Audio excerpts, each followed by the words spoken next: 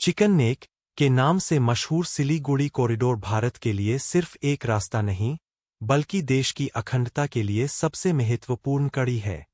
यह क्या है?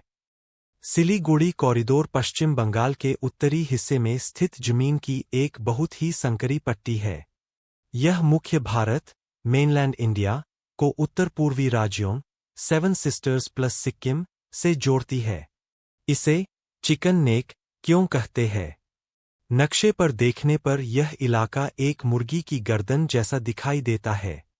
जैसे एक मुर्गी की जान उसकी गर्दन में होती है, वैसे ही भारत का नॉर्थ ईस्ट से संपर्क इसी संकरे रास्ते पर टिका है। चौड़ाई, इसकी सबसे कम चौड़ाई मात्र 20 से 22 किलोमीटर है। लंबाई, यह लगभग 60 से 200 किलोमीटर लंबा है। विस्तार के आधार पर सामरिक और रणनीतिक महत्व, स्ट्रैटेजिक इंपॉर्टेंस, एकमात्र संपर्क मार्ग, रेल और सड़क मार्ग के जरिए नॉर्थ ईस्ट जाने का यही एक रास्ता है। अगर यह हिस्सा कट जाए, तो भारत का संपर्क अपने 8 राज्यों से पूरी तरह टूट सकता है। संवेदनशील पड़ोसी, यह कॉरिडोर 3 देशों, नेपाल, उत्तर, भूटान, उत्तर पूर्व और बांग्लादेश, दक्षिण, से घिरा हुआ है।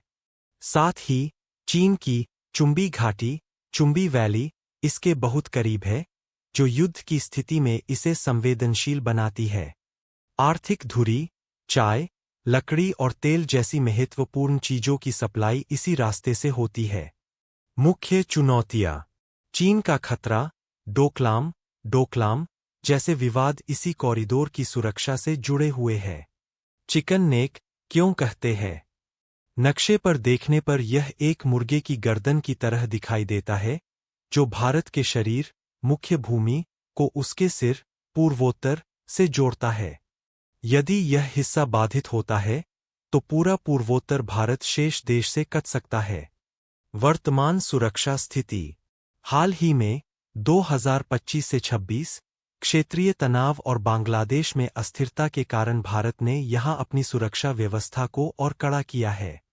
नए मिलिट्री बेस, भारतीय सेना ने इस क्षेत्र की सुरक्षा के लिए किशनगंज, बिहार और चोपड़ा, पश्चिम बंगाल, जैसे इलाकों में नए फॉरवर्ड बेस और गैरीसन स्थापित किए हैं।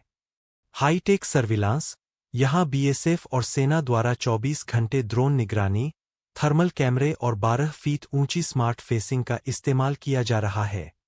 रणनीतिक तैनाती, इस क्षेत्र की सुरक्षा के लिए राफेल, ब्रह्मोस मिसाइल और S-400 जैसे आधुनिक डिफेंस सिस्टम की तैनाती को भी प्राथमिकता दी गई है।